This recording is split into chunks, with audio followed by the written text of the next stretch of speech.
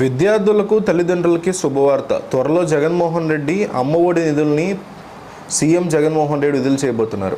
School ఫీజులు కట్టాలని ఎదురు చూస్తున్న వారికి నిజంగా ఇది శుభవార్త.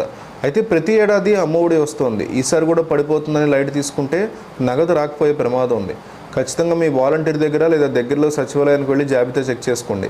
అందులో పేరు లేకపోతే వెంటనే యాడ్ చేసుకోవాలి. అలాగే తంబు అప్డేట్ చేసుకోవాలని సచివాలయ సిబ్బంది సూచిస్తున్నారు. త్వరలో కుప్పంలో పర్యటించబోతున్నటువంటి జగన్మోహన్ రెడ్డి తర్వాత అక్కడ జరిగే సభలో పాల్గొంటారు. అక్కడే అమ్మఒడి నిధులు బటన్ నొక్కి విడుదల చేయబోతున్నారు. దాదాపు 44 లక్షల మంది తల్లుల ఖాతాల్లో 15,000 చొప్పుల నిధులు జమ కాబోతున్నాయి. ఇప్పటికే 3 సార్లు ఈ నిధులను విడుదల చేసిన సీఎం 4వ విడత ఇచ్చేందుకు సిద్ధమయ్యారు.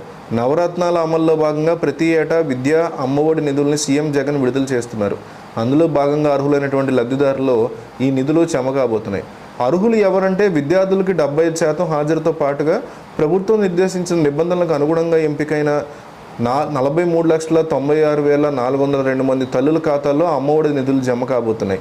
ఉమ్మడి జిల్లా కురుపాం నియోజకవర్గంలో సీఎం జగన్ జరిగే కార్యక్రమంలో ఆయన పాల్గొంటారు. నిధుల విడుదలతో సందర్భంగా బహిరంగ సభ కూడా ఉంటుంది.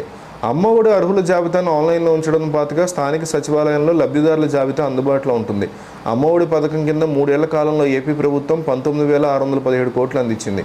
గత ఏడాది 1 నుంచి ఇంటర్ చదువుతున్న విద్యార్థులకి లబ్ధి చేకూరుస్తూ 43 లక్షల తల్లుల ఖాతాల్లో 4,43 లక్షల మంది తల్లుల ఖాతాల్లో 6,500 కోట్ల రూపాయలని ముఖ్యమంత్రి జమ చేశారు. అమ్మఒడి పథకంలో తొలి ఏడాది తల్లులకు 15,000 జమ చేశారు.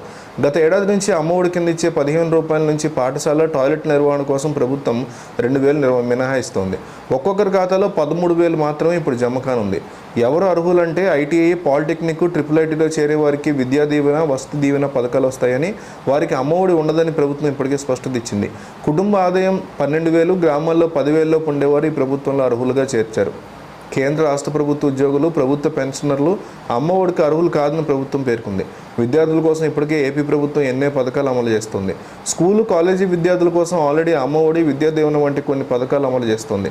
అలాగే నాడు నేడు ద్వారా స్కూళ్ళని సరికొత్తగా తీర్చిదిద్దుతోంది.